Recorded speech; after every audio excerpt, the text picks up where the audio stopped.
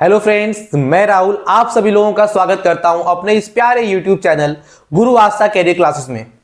बच्चों, हम कक्षा 10 के गणित के चैप्टर को पढ़ रहे थे और गणित में एक पहला चैप्टर हमारा चला था वास्तविक संख्याएं।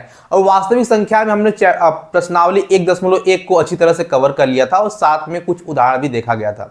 और पिछली वीडियो यानी आपका जो पार्ट 3 था, पार्ट 3 में हमने कुछ महत्वपूर्ण उदाहरण देखे थे जिसमें हम अपरिमेय संख्याओं को सिद्ध करना सीखे थे।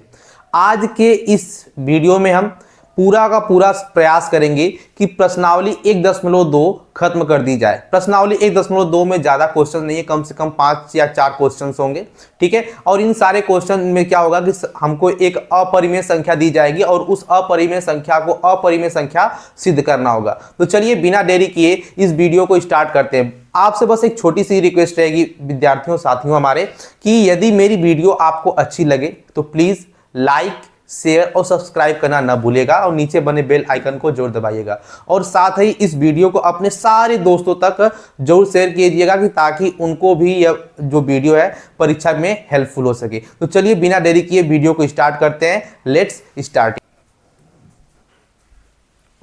तो चलिए फ्रेंड्स स्टार्ट करते हैं आज के अपने इस लेक्चर को। आज का देखिए पहला प्रश्न हमारा क्या है, सिद्ध कीजिए कि करनी में 5 एक अपरिमेय संख्या है। देखो बच्चों, हल कैसे करना है इसको ध्यान दीजिएगा। सबसे पहले हम यहां पर लिखेंगे हल, ठीक है। और जैसा कि हमने पिछले वीडियो में आपको बताया था कि करनी में 5 को अपरिमेय संख्या सिद्ध करना है, तो उससे पहले इसको हम क्या करेंगे कि परिमेय मानेंगे। क्या मानेंगे बच्चों कि करनी में 5 एक परिमेय संख्या है, ठीक है। तो यहां पर लिखेंगे माना, लिखेंगे इसके विपरीत, इसके विपरीत माना करनी में 5 एक अपरिमेय संख्या है। एक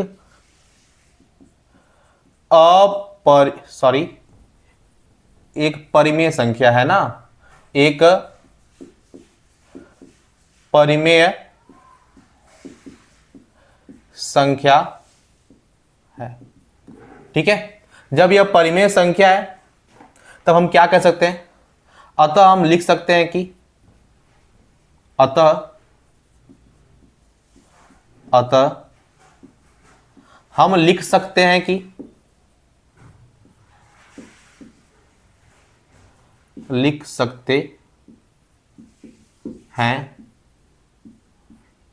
क्या लिख सकते हैं भैया कि करनी में 5 जो होगा वह किसके बराबर हो जाएगा, P बटा के Q के। क्योंकि हमको पता है कोई भी एक परिमेय संख्या हो, परिमेय संख्या को P बटा Q के रूप में लिखा जा सकता है और Q का मान 0 नहीं हो सकता, यह हमने सीखा था, ठीक है। तो करनी में 5 क्या मान लिया भैया, परिमेय संख्या, परिमेय संख्या को P अपॉन Q के रूप में लिख दिया गया। और यहां पर एक बात लिखेंगे, जहां P व Q एक पूर्णांक है, ठीक है। P व Q क्या है भैया, एक पूर्णांक तथा सअभाज्य संख्या है, सअभाज्य संख्याएं हैं।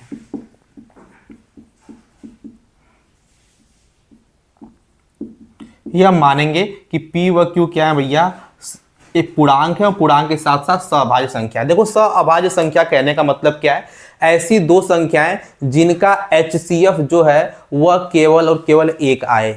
देखो ध्यान से, हमने क्या बोला, सअभाज्य संख्या क्या, एक बात ध्यान से समझ लो, ये हम पिछली वीडियो में बता चुके हैं, फिर से आपको बता दे रहे हैं। सअभाज्य संख्या क्या होती है भैया, सअभाज्य संख्या ध्यान से समझना, सअभाज्य संख्या एक ऐसी संख्या होती है, एक ऐसी संख्या का जोड़ा हो सकता है, ठीक है, जिसका HCF, जिनका जो है HCF क्या हो भैया, हमेशा 1 आए।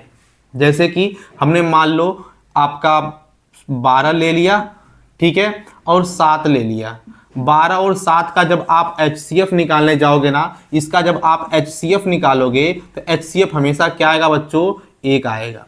ऐसे ही मान लो हमने 13 ले लिया और 15 ले लिया, 13 और 15 का HCF जब आप निकालोगे ना तो यह हमेशा क्या आएगा, 1 आएगा। बात समझ में आई। ऐसे ही मान लो हमने आपका 12 ले लिया और 15 ले, सॉरी 15 नहीं 17 ले लिया। तो 12 और 17 का एचसीएफ जब आप निकालने जाओगे ना तो इसका एचसीएफ कितना आएगा बच्चा, 1 आएगा। तो ऐसी दो संख्याएं जिसका एचसीएफ क्या है, हमेशा 1 आए, ठीक है। ऐसी दो या दो से अधिक संख्याएं जिसका एचसीएफ हमेशा 1 आए, उसी संख्या को क्या बोलते हैं भैया, सहअभाज्य संख्या। तो ऐसी संख्याएं जिसका एचसीएफ 1 है वो क्या कहलाएगा, सहअभाज्य संख्या। यह बात क्लियर हुई बच्चों। चलिए अब हम लोग आगे की तरफ बढ़ते हैं, ठीक है। ध्यान दीजिएगा, हमने क्या देखा था, अतः हम लिख सकते हैं कि करनी में 5 जो है P बटा Q के रूप का हो सकता है। अब देखो करना क्या है, Q को यहाँ भेज दो, 5 को यहाँ पर, तो यहाँ से हमारे पास क्या हो जाएगा, Q बराबर P बटा में √5, ठीक, इतना हमने कर लिया। अब करेंगे दोनों पक्षों का वर्ग, दोनों पक्षों का वर्ग करने पर, दोनों पक्षों का वर्ग करने पर क्या होगा भैया, यहां देखोगे तो आपको मिल जाएगा Q स्क्वायर, और इस साइड का वर्ग करोगे तो यहाँ पे बनेगा P स्क्वायर, यहाँ पर बनेगा √5 का स्क्वायर। यह बात समझ में आई। अब यह जो स्क्वायर होगा करनी को काट देगा और बचेगा क्या आपके पास, केवल और केवल 5। तो यहाँ पर हम सीधा सीधा क्या लिखेंगे बच्चा, 5 लिख देंगे, क्योंकि हमको थोड़ा सा जगह की आवश्यकता है, इसलिए हम यहाँ पे डायरेक्ट क्या लिखने जा रहे हैं, 5 लिखने जा रहे हैं। यह बात समझ में आई। यदि बात ना समझ में आई हो तो आप थोड़ा वीडियो को आप रिवाइज कीजिएगा, आपको समझ में आ जाएगा पूरा, ठीक है।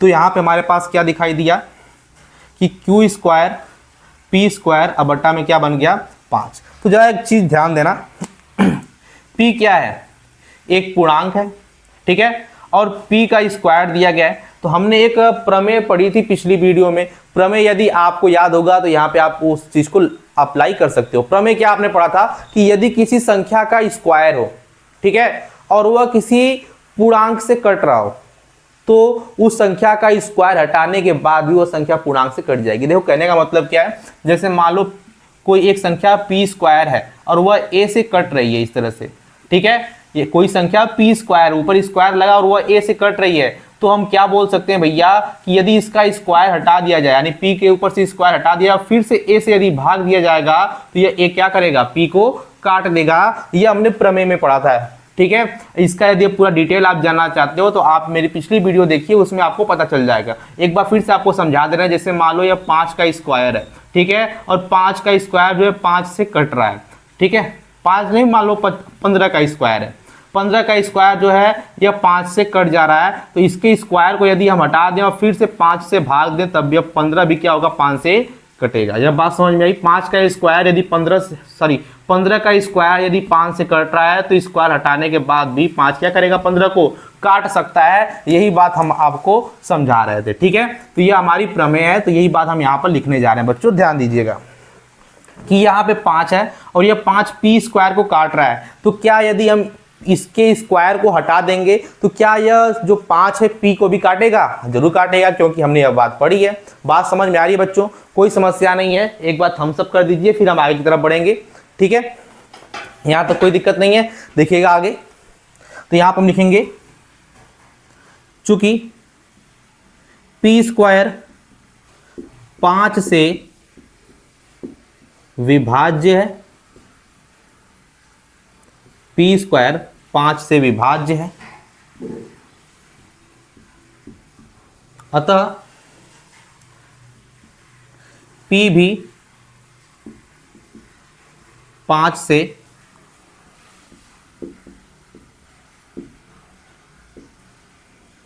विभाज्य होगा।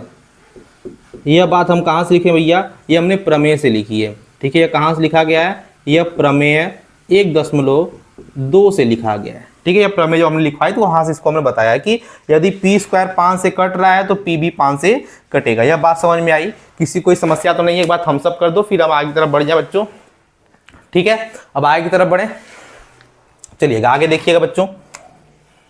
यहाँ पे एक लाइन ड्रॉ कर दे रहे ताकि उधर आपको समझा सके। अब देखिएगा आगे, अब देखो P स्क्वायर 5 से विभाज्य होता है, P भी 5 से विभाजित होगा, तो हम मानेंगे, माना, ठीक है।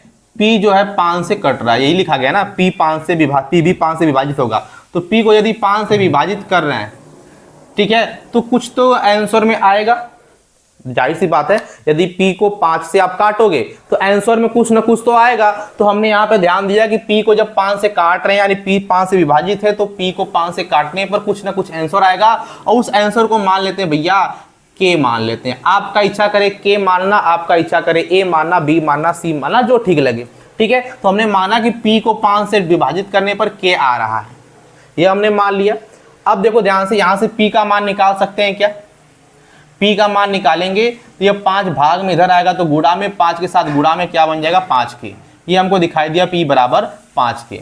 p बराबर 5k यहाँ पर ले जाके रख दो। इसको मान लेते हैं भैया समीकरण 1। क्या मान लेते हैं? समीकरण 1। और ये जो लिखा गया ना, इसको मान लेते हैं समीकरण 2। क्यों मान रहे हैं उसको हम आगे बताएंगे। ठीक है, इसको समीकरण 1 माने हैं, तो p बराबर 5k समीकरण 1 में ले जाके रख दो। यहाँ आप लिखेंगे p बराबर 5k समीकरण 1 में रखने पर, समीकरण 1 में रखने पर, समीकरण 1 में रखने पर p बराबर 5 के समीकरण 1 में रख दो जरा। तो समीकरण 1 क्या है हमारे पास? q square. p की जगह पे क्या रखना है? 5k। यहाँ बन जाएगा 5k का स्क्वायर। देखो p स्क्वायर था ना, तो यहाँ क्या बन जाएगा? 5k का स्क्वायर। बट्टा में क्या रहेगा भैया? बट्टा में 5 था, बट्टा में 5 कर लो। यहाँ तक बात क्लियर हुई? आगे देखना, यहाँ से क्या मिलेगा हमारे पास?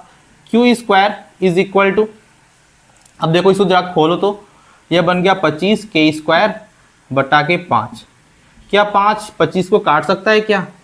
हाँ सर जी काट सकता है। तो q स्क्वायर हमारे पास क्या बन जाएगा? 5 से काटोगे तो ये बन जाएगा 5 एकम 5, 5 दूना 10, 5वां 25, यही 5 5 या 25।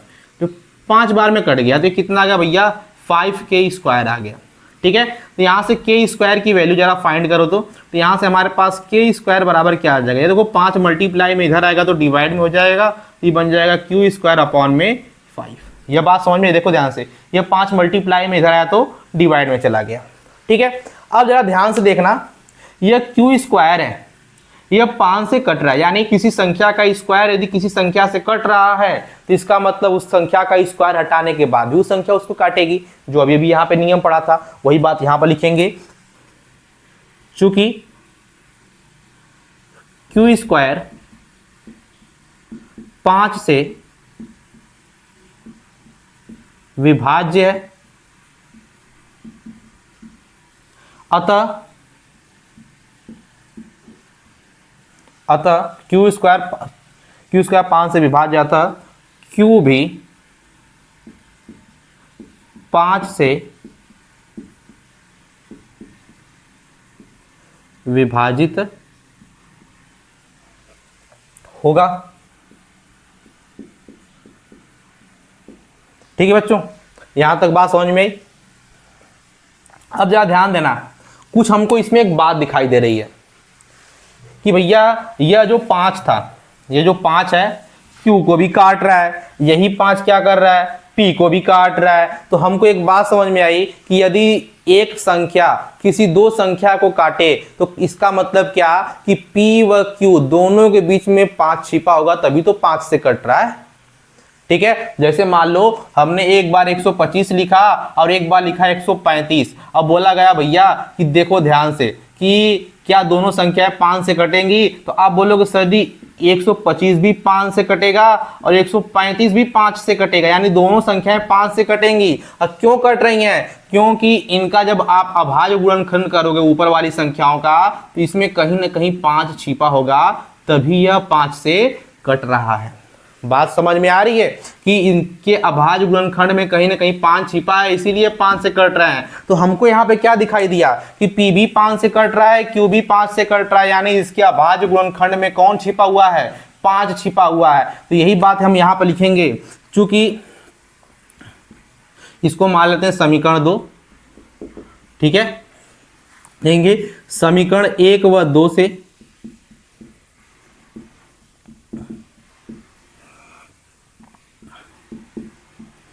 p व q का एक उभयनिष्ठ गुणनखंड, एक उभयनिष्ठ गुणनखंड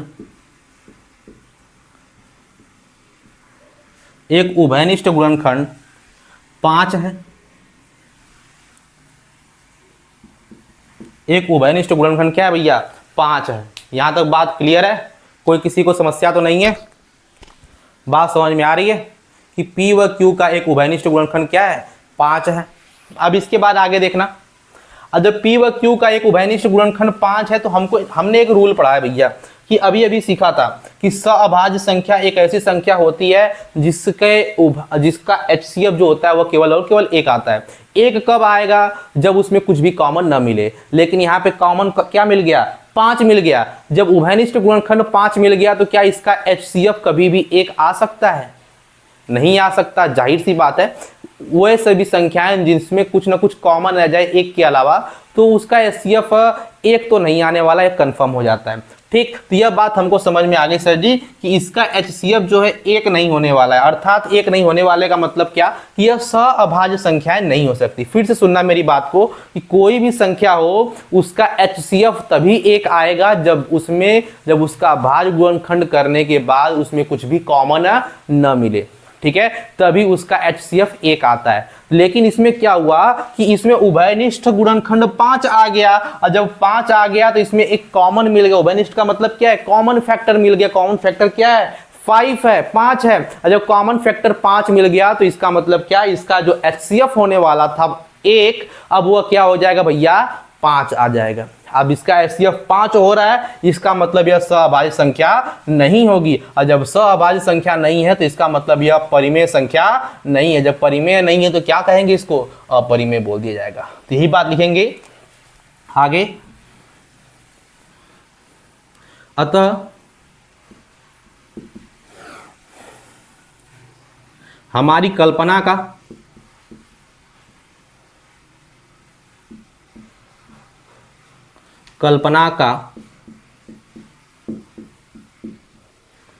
विरोधाभास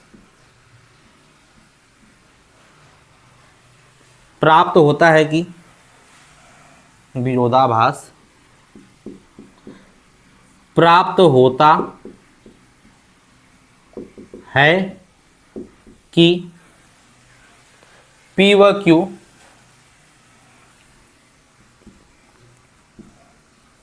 व Q सअभाज्य संख्या नहीं है।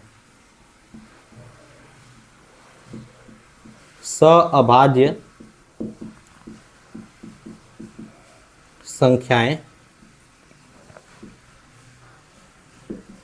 नहीं।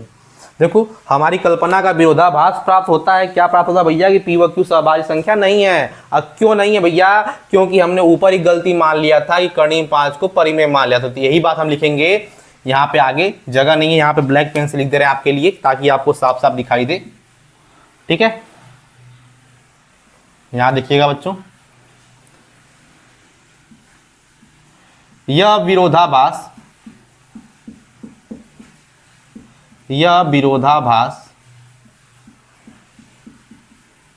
हमारी गलत कल्पना के कारण, हमारी गलत कल्पना के कारण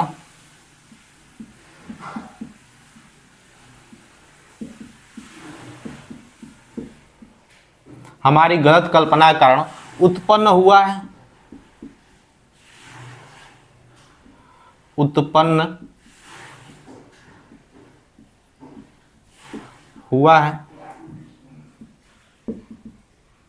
ठीक है, ये जो विरोधाभास हुआ है भैया, क्यों हुआ है, हमारी गलत कल्पना का। गलत कल्पना हमने क्या मानी थी कि भैया कर्णी में 5 एक परिमेय संख्या है। तो यहां पर लिखेंगे अतः कर्णी में 5 एक अपरिमेय संख्या है। ठीक, ये हो गया भैया हमारा प्रूव्ड। यहां पर लिख देंगे प्रूव्ड। ठीक, इस प्रकार से भैया हमको किसी भी अपरिमेय संख्या को अपरिमेय संख्या सिद्ध करना होता है। बात क्लियर हुई बच्चों?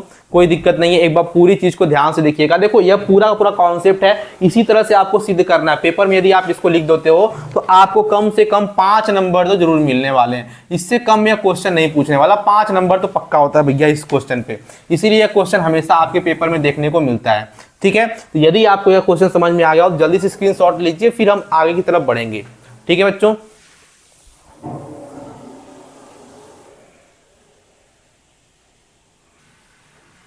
चलिए अब देखते हैं अपने दूसरे क्वेश्चन को। दूसरा क्वेश्चन देखो बच्चों क्या है हमारा। दूसरा क्वेश्चन में क्या बोला गया, ध्यान दीजिएगा। क्वेश्चन नंबर 2 है कि क्वेश्चन नंबर 2 में सिद्ध कीजिए कि 3 + 2 करने में 5 एक अपरिमेय संख्या है। देखो करना कैसे, इसको ध्यान देना। सबसे पहले हम लिखेंगे हल। हल लिखने के बाद अगला कदम क्या होता है बच्चों कि इसके विपरीत हम इसको मानते हैं। इसके विपरीत हम मानेंगे, लेंगे इसके विपरीत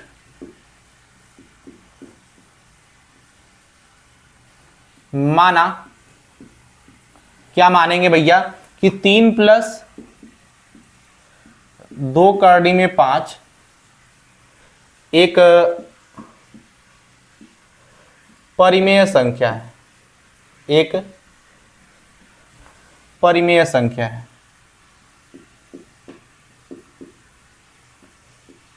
एक परिमेय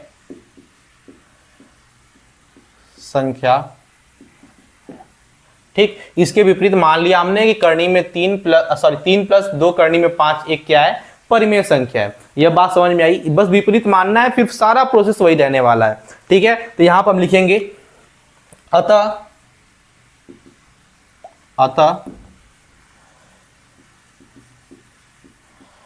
हम लिख सकते हैं कि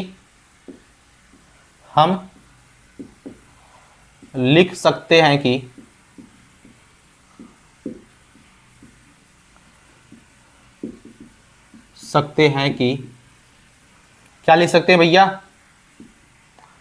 3 + 2 करनी में 5 बराबर P/Q। क्योंकि इसको परिमेय माने हो तो परिमेय का मतलब P/Q ही होता है, तो इसको मान लेते हैं P/Q। यहां पर लिखेंगे जहां P व Q, वही चीज जो आपने पीछे लिखा था वही यहां पे लिखना है। P व Q पूर्णांक है। P व Q क्या है भैया, पूर्णांक है तथा सअभाज्य संख्याएं हैं। सअभाज्य संख्याएं हैं।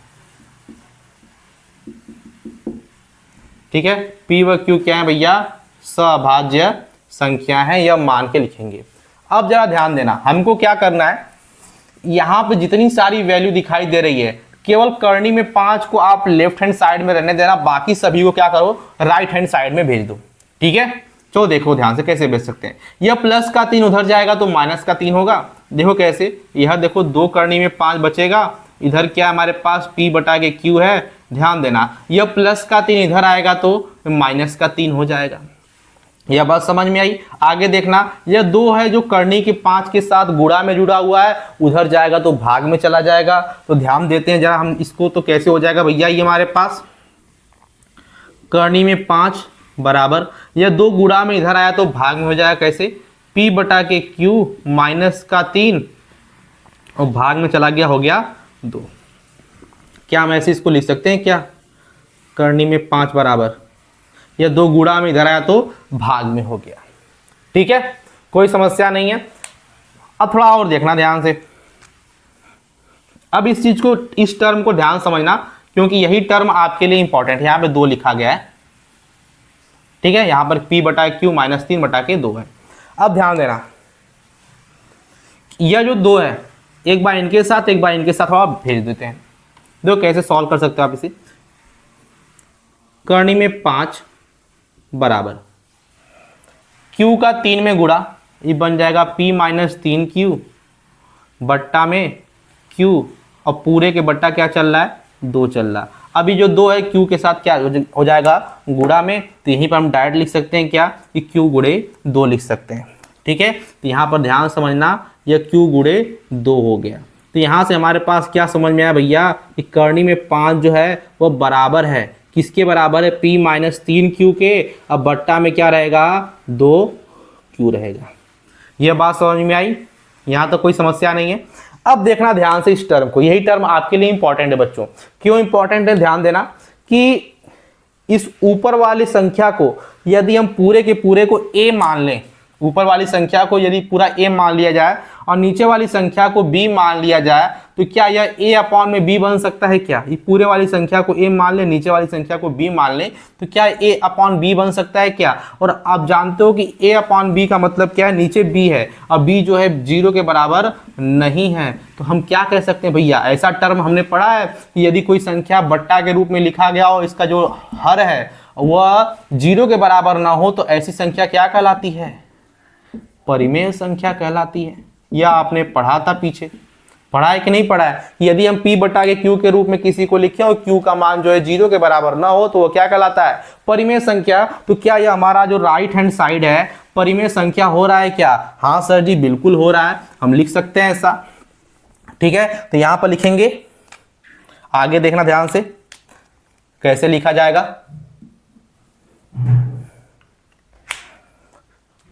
आगे बस एक सेकेंड रुक जाना बच्चों। चलिए दोस्तों आगे देखते हैं। यह आपको समझ में आया कि यह वाली संख्या आपका a हो गया, यह अपान में b हो गया। इसका मतलब क्या है कि यह आपका हो जाएगा एक तरह से परिमेय संख्या। तो यहां पर हम लिखेंगे चूंकि p माइनस 3q बटा में 2q एक परिमेय संख्या है, एक परिमेय संख्या है। ठीक है, यह क्या है भैया, एक परिमेय संख्या है। तब जब लेफ्ट हैंड साइड, जब राइट हैंड साइड आपका परिमेय हो रहा है, तो यह भी क्या होगा भैया, परिमेय होगा। ये लिखेंगे। तब करनी में 5 भी क्या होगा आपका, परिमेय होगा। तब करनी में 5 भी एक परिमेय संख्या होगी, एक परिमेय संख्या होगी।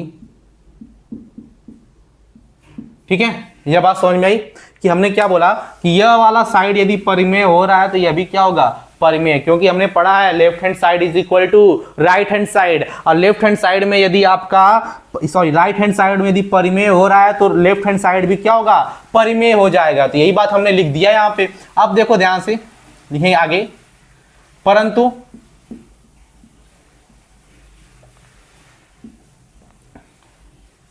हम जानते हैं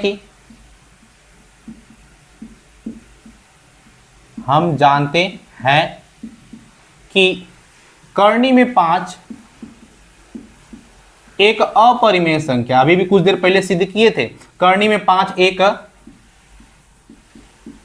अपरिमेय संख्या है।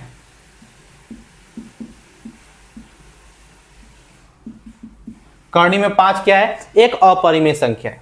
हम जानते हैं भैया करनी में 5 एक अपरिमेय संख्या है। जब ये अपरिमेय संख्या होती है, अभी अपरिमेय हो रहा है, लेकिन यहाँ पे तो कुछ गड़बड़ हो रहा है। एक तरफ परिमेय आ रहा है, एक तरफ अपरिमेय आ रहा है। इसका मतलब क्या, कहीं ना कहीं गलती हुई है। और गलती कहाँ हुई भैया, यहाँ मानने में हुई है। जैसा कि हमने आपको बताया था, हम गलत मानेंगे फिर इसको बाद में बोलेंगे नहीं भैया यही सही होता है। ठीक है, तो वही काम करने जा रहे हैं हम, ध्यान देना बच्चों। अब लिखेंगे अतः हमारे तथ्य का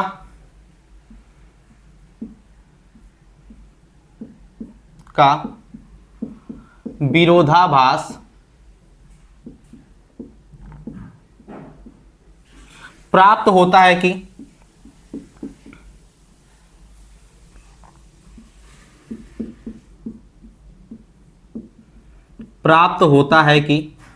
क्या प्राप्त होता है बच्चों, कि करनी में 5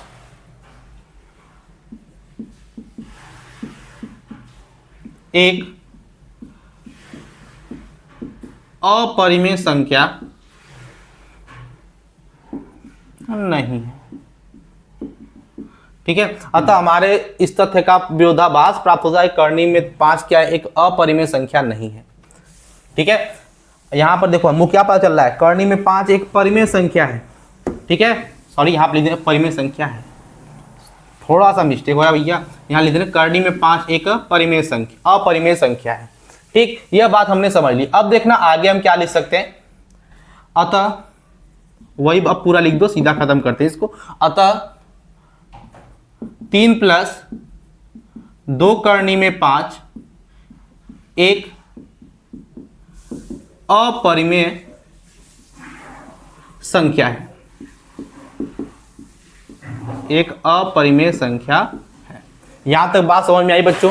किसी कोई समस्या नहीं है? जल्दी से इस बात को नोट डाउन कीजिएगा, फिर हम आगे की तरफ बढ़ेंगे। यदि मेरी वीडियो आपको अच्छी लग रही है तो प्लीज लाइक से और सब्सक्राइब करना ना भूलिए और नीचे बने बेल आइकन को जरूर दबाइएगा। जल्दी से इस बात को नोट डाउन कीजिए।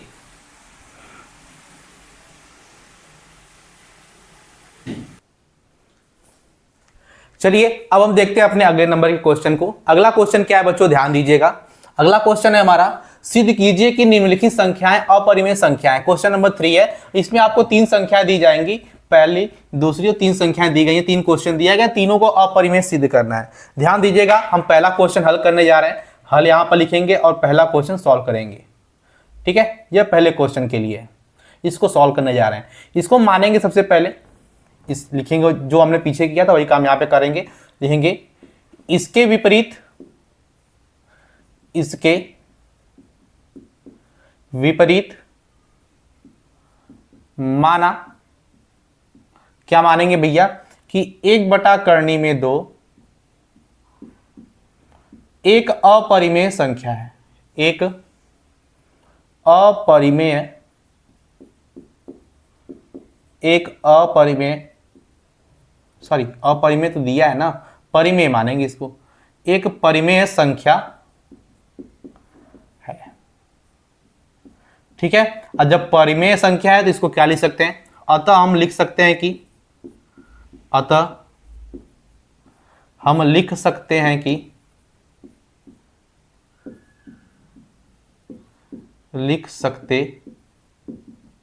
हैं कि क्या लिख सकते हैं भैया कि 1 कर्णी में 2 बराबर क्या हो जाएगा, P/Q। ये हम लिख सकते हैं और यहीं पर आगे लिखा जाएगा, जहां P व Q एक पूर्णांक, जो आपने पीछे लिखा था ना वही सब कुछ लिखना है। P व Q एक पूर्णांक तथा सअभाज्य संख्याएं हैं।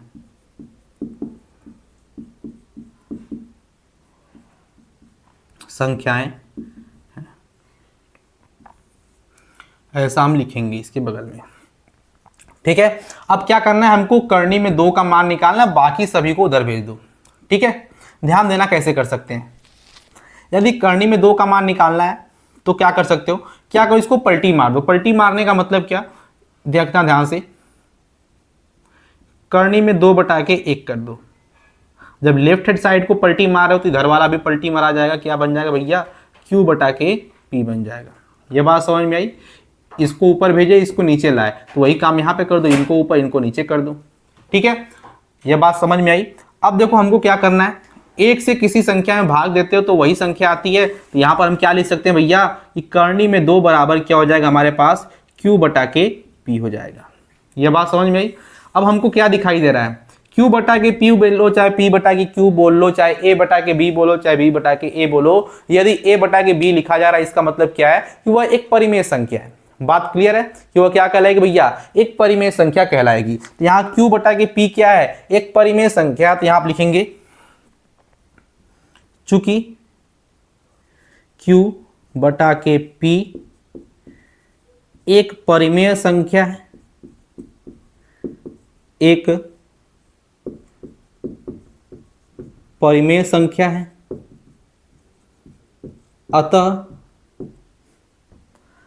अतः कर्णी में 2 भी एक परिमेय संख्या होगी, एक परिमेय संख्या होगी। यह बात समझ में आई कि कर्णी में दो भी क्या होगी भैया, एक परिमेय संख्या होगी। यहां तक समझ में आया, कोई दिक्कत नहीं है। आगे देखना ध्यान से। अब आगे कैसे मान सकते हैं कि जब कर्णी में दो एक परिमेय संख्या है तो अतः यहां आप लिखेंगे चूंकि हमारे इस तथ्य का विरोधाभास प्राप्त होता है, इस तथ्य का विरोधाभास प्राप्त होता है, प्राप्त होता है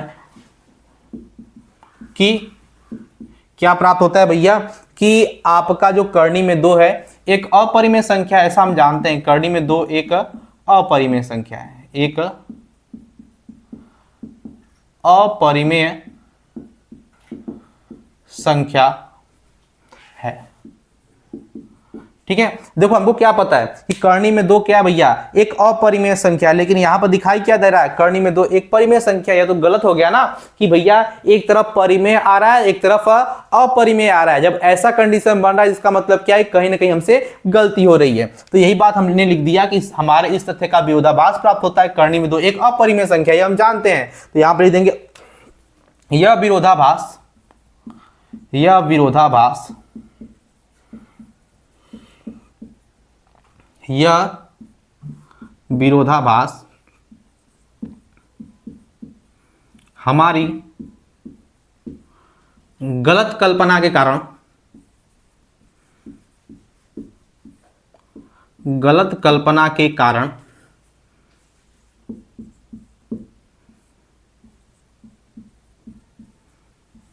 उत्पन्न होता है,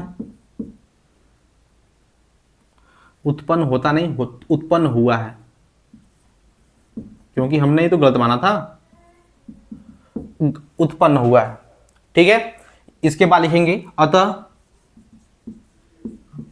अतः अतः क्या लिखेंगे भैया, एक बटा कर्णी में दो, एक बटा कर्णी में दो एक परिमेय संख्या है, एक अपरिमेय संख्या है। यह बात समझ में आई भैया कि अतः एक बटा कर्णी में दो क्या हो जाएगी, एक अपरिमेय संख्या होगी। यह पूरा समझ में आया, पूरा प्रोसेस वही है, सब कुछ वही है। बस आपको क्या करना है कि इस टाइप के सवाल में जो कर्णी वाला चीज है ना, कर्णी वाले पोर्शन को एक तरफ रखो, बाकी सभी को उधर कर दो, राइट साइड में। और राइट साइड में लिखने के बाद आपको यह बात लिखनी है कि भैया इधर वाला चीज हमारा परिमेय है, इधर वाला अपरिमेय है। अब जब अपरिमेय है तो विरोधाभास प्राप्त हो रहा है, विरोधाभास हमारी गलत कल्पना कारण हो रहा है, जिसके वजह से यह अपरिमेय संख्या है। इतना ही लिखना है, पूरा सवाल इस तरह से हल हो सकता है। जल्दी से इस बात को नोट डाउन कीजिएगा, फिर हम आगे की तरफ बढ़ेंगे। चलिए देखते हैं आगे। नोट कर लिया होगा आपने, चलिए रेस करते हैं इसको, फिर अगले क्वेश्चन की तरफ बढ़ते हैं भैया, क्वेश्चन नंबर 2 की तरफ। ठीक है, यदि नोट नहीं किए होगे थोड़ा सा रिवाइंड कीजिएगा, आपको पूरा मिल जाएगा। ठीक है बच्चों,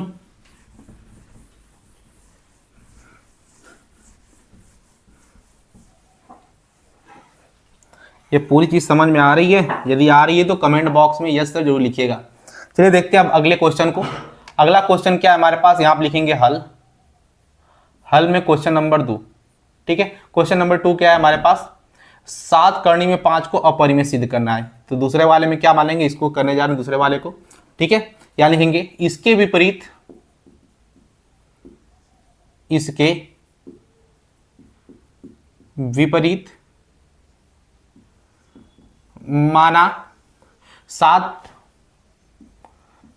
कर्णी में 5 एक अपरिमेय संख्या है, एक अपरिमेय संख्या है। सॉरी, काहे बार बार अपरिमेय निकल रहा है नाम सुन सुन के। एक परिमेय संख्या है, एक परिमेय संख्या है। ठीक है, 7 कर्णी में 5 क्या भैया, एक परिमेय संख्या। जब परिमेय संख्या तो यहां पर लिख सकते हैं अतः हम लिख सकते हैं कि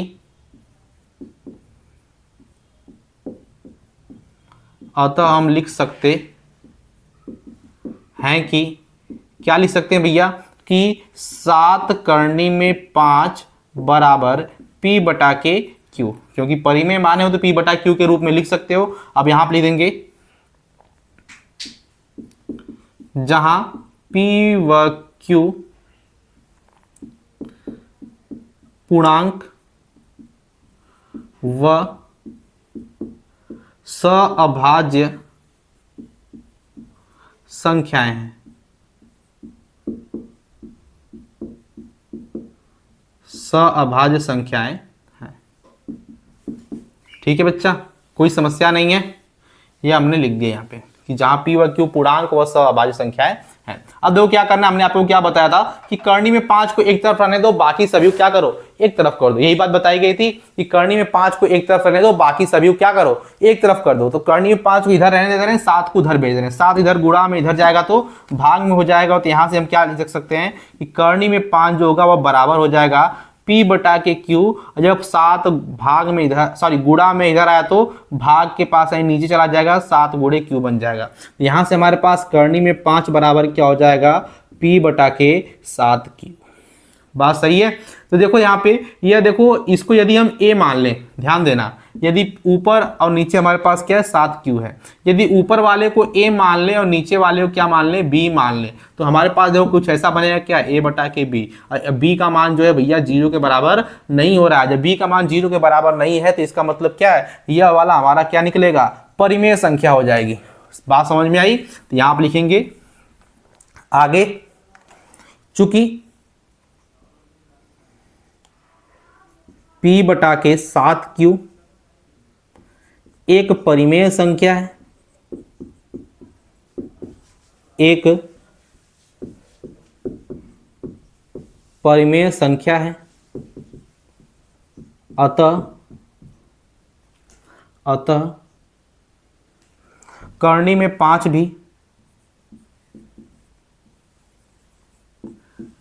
एक परिमेय संख्या होगी, एक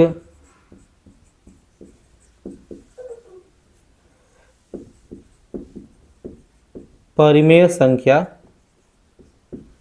होगी। ठीक है, यहां तक बात क्लियर है कि करनी में 5 क्या होगी भैया, एक परिमेय संख्या होगी। इसके बाद आगे यहां पर लिखेंगे, ध्यान दीजिएगा, चूंकि लिखेंगे आप परंतु इस तथ्य का विरोधाभास प्राप्त होता है, विरोधाभास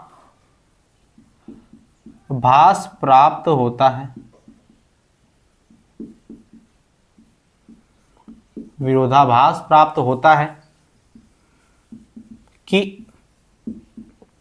क्या प्राप्त होता है भैया, करनी में 5 एक अपरिमेय संख्या है।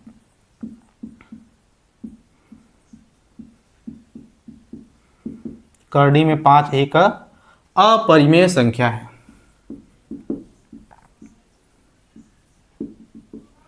ठीक, करनी में 5 जब अपरिमेय संख्या है तो आगे लिखेंगे यह विरोधाभास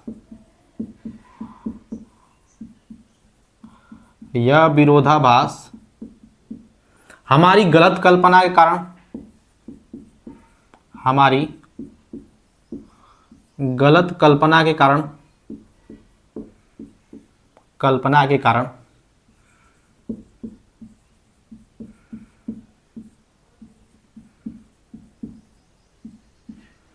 उत्पन्न हुआ है।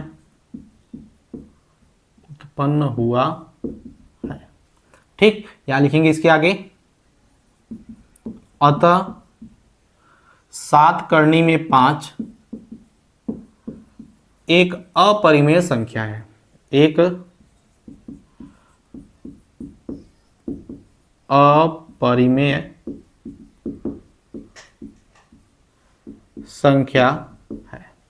यह बात समझ में, देखो पूरा फंक्शन वही है, बस क्या करना है, अपरिमेय वाले को एक तरफ, परिमेय वाले को एक तरफ, बाकी जो लिखा गया सब कुछ सेम रहने वाला है, उसमें कोई भी परिवर्तन नहीं होने वाला है। ठीक है, जल्दी से इस बात को नोट डाउन कीजिएगा, फिर आगे की तरफ हम बढ़ेंगे।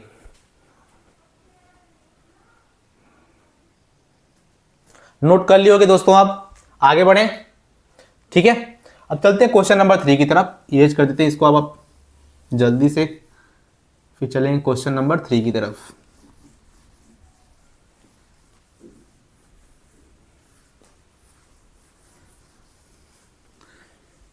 एक बात बताइएगा, यदि आपको ये वीडियो अच्छी लग रही हो, ठीक है बच्चों, तो प्लीज लाइक शेयर और सब्सक्राइब जरूर कीजिएगा और नीचे बने बेल आइकन को जरूर दबाइएगा, ताकि हमें मोटिवेशन मिलता है बच्चों। जब आप शेयर करते हो वीडियो को, सब्सक्राइब करते हो, तो हमें एक मोटिवेशन मिलता है और हम आपके लिए और वीडियो ला पाते हैं। तो चलिए ध्यान दीजिएगा अगले क्वेश्चन को। अगला क्वेश्चन क्या है, क्वेश्चन नंबर 3, कि 6 प्लस करनी में 2 है, इसको हमको अपरिमेय सिद्ध करना है। तो सब कुछ वही काम रहेगा, लिखेंगे इसके विपरीत,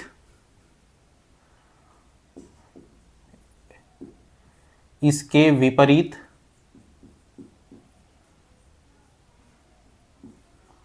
माना। क्या माना भैया, 6 प्लस करनी में 2 एक अपरिमेय संख्या है, सॉरी एक परिमेय संख्या है, एक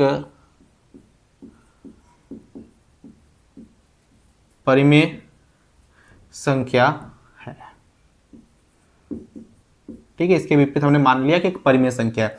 जब परिमेय संख्या है तो हम क्या लिख सकते हैं, तब हम लिख सकते हैं कि सब कुछ वही रहेगा जो आपने पीछे लिखा था।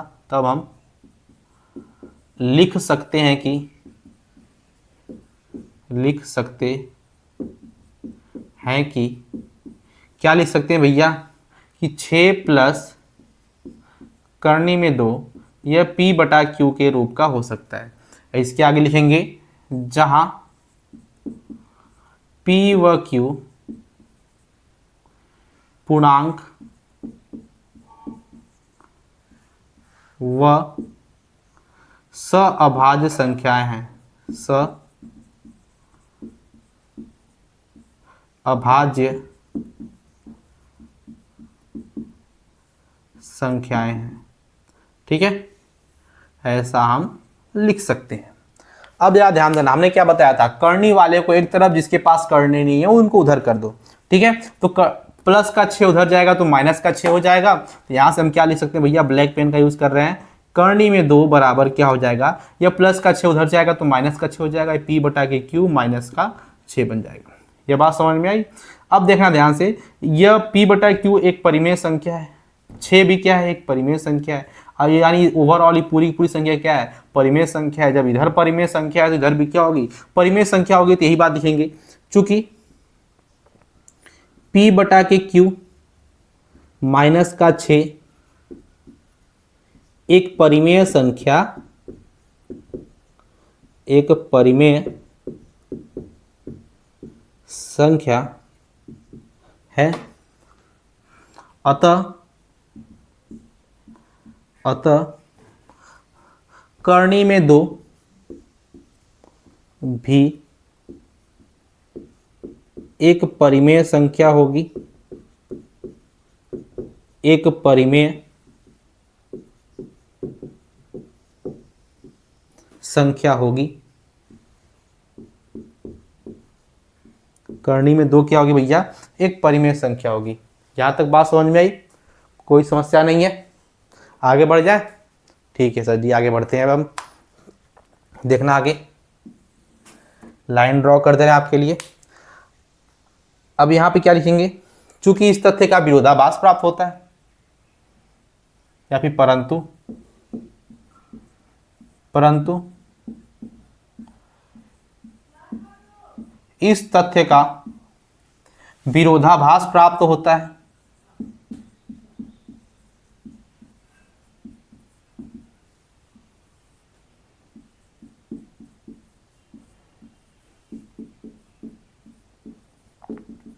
विरोधाभास प्राप्त होता है कि क्या भैया, विरोधाभास प्राप्त होता है कि जो करनी में 2 है, करनी में 2 एक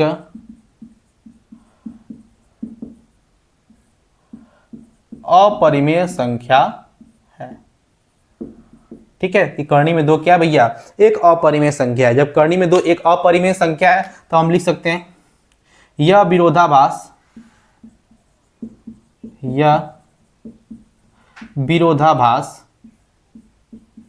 हमारी गलत कल्पना के कारण उत्पन्न होता है। हमारी गलत कल्पना के कारण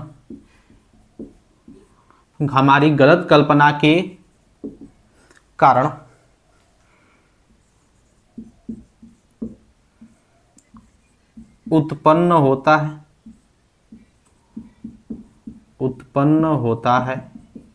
ठीक है, यह जो विरोधाभास है हमारी गलत कल्पना के कारण उत्पन्न होता है। आगे लिखेंगे अतः फाइनल लाइन है, अतः 6 प्लस कर्णी में 2 एक अपरिमेय संख्या होगी, एक अपरिमेय संख्या होगी। ठीक है बच्चों, यह बात समझ में आई। अतः 6 प्लस करनी में 2 क्या होगी, एक अपरिमेय संख्या होगी। इस प्रकार से बच्चों यह जो आपका चैप्टर नंबर 1.2 है पूरी तरह से समाप्त हो गया। जो वास्तविक संख्या वाला चैप्टर था वो पूरी तरह से समाप्त होता है। ठीक है, यदि मेरी वीडियो आपको अच्छी लगी हो तो प्लीज लाइक शेयर और सब्सक्राइब करना ना भूलिएगा और नीचे बने बेल आइकन को जरूर दबाइएगा। देखिए बच्चों, आपको हम बता दें कि इस जो हमारा चल रहा था सेशन, इस सेशन में हम प्रयास करेंगे कि पूरा का पूरा आपका यूपी बोर्ड की तरह, जो यूपी बोर्ड, राजस्थान बोर्ड या फिर बिहार बोर्ड के बच्चे हैं, सबके लिए हम कक्षा 10 के एनसीईआरटी मैथ को स्टार्ट किए हैं और पूरे लास्ट तक लेकर जाएंगे। प्रयास रहेगा कि इस वीडियो के जरिए, इस यूट्यूब चैनल के जरिए आपको पूरा का पूरा एक जिससे फाउंडेशन कोर्स होता है ना, उस तरह से सारे के सारे क्वेश्चन एक तरफ से करवाते हुए चलेंगे। ठीक है, अब करवाते करवाते एक समय ऐसा आएगा बच्चों कि पूरा का पूरा चैप्टर हम खत्म कर डालेंगे। ठीक है, यदि मेरी वीडियो आपको अच्छी लग रही हो तो प्लीज लाइक शेयर और सब्सक्राइब जरूर कीजिए और नीचे बने बेल आइकन को जरूर दबाइएगा ताकि मेरी वीडियो और बच्चों तक पहुंच सके। आज के लिए रखते हैं बच्चों इतना ही, कल फिर मिलेंगे इसी जोश और आवाज के साथ और अगले चैप्टर के साथ। जय हिंद।